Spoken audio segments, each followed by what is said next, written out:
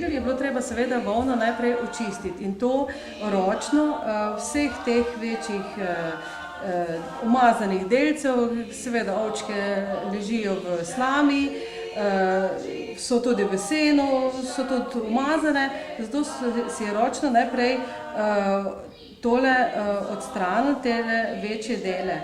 Tole so pomagali tudi otroci, ta mali, ker to ni bilo tako zahtevno opravilo, zato so tudi priskočili otroci na pomoč.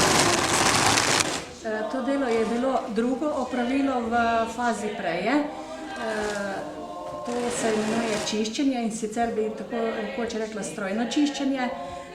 To čiščenje volne so upravljali predvsem moški, ki niso sedli za kolovrat, in je bilo to opravilo šteto med težje opravilo.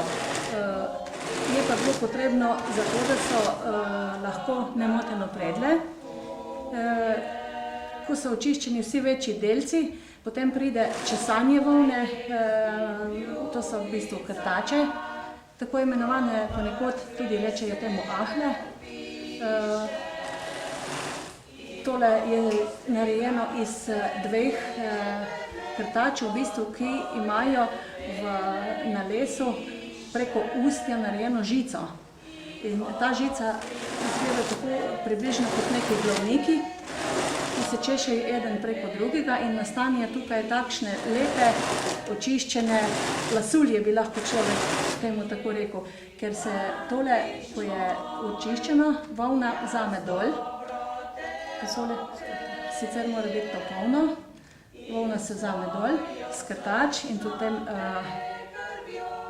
nastane taka lep izdelek čiščene volne, ki se potem namesti na kolovrat, da predice lažje predejo. Zdaj smo pa že pri delu predic, pravih predic. Ja. Kako se vse skupaj začne? To je pa kolovrat, se reče, mi rečemo kolovrat temu. To sem jaz dobila za doto, tako majhno doto prvo, ko sem bila stara 16 let, sem že to delala, predla, jo pa še prej. In smo to predli ne samo zvečer, od jutra do večera, zraven upravka domačega. In to smo delali z veseljem, ureteno, se reče v tole temu ureteno, pol to dol zvijemo in to pol te deklete naredijo štrejno, se reče, pa se opere, to je zdaj mazano. Pol se pa to opere, je pa tako, ko imajo tamle punce in pol se to štrikajo z okni. Jaz sem svojim otrokom vse to delala, z okne, rokavičke, kapice in to vse z domače volne. Tole so poseben šrafi, je tole vijak, pa je tole, pa je tole, pa je tole. In dokler predica ne zna to si sama uravnati, kolovrata ni prava predica. To mora sama znati, da kolovrat lepo tiho teče. In da lepo, da se ne delajo tudi krtice takole.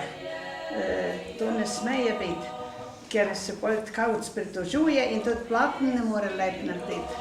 Ker tole, jaz na primer, ona pride volno, jaz pridem pa lan. Lan so pa imeli za obleke, laneno obleko.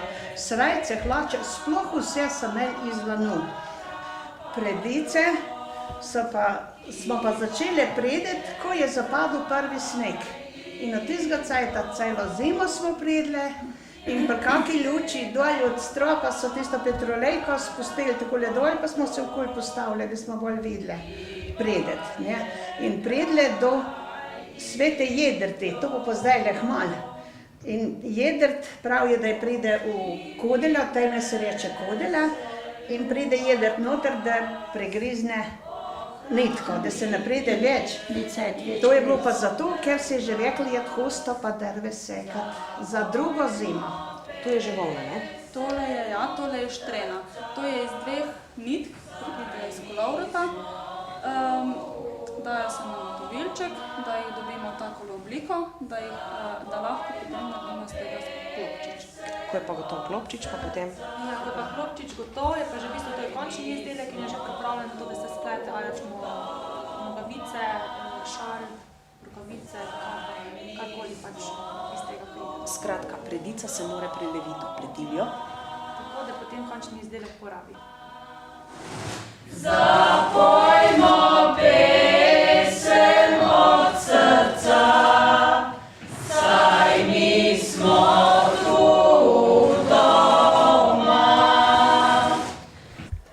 Danes, gospa Marija, vaše društvo pravzaprav ne prede več zares, pač pa samo zato, da kažete to drugim. Ja, tako je. To imamo še malo enega veselja na starost, pa skoraj bi rekla dolžnost, da ljudem pokažemo, kako se je čas skromno živelo, pa bi rekla lepo, lepše kot zdaj.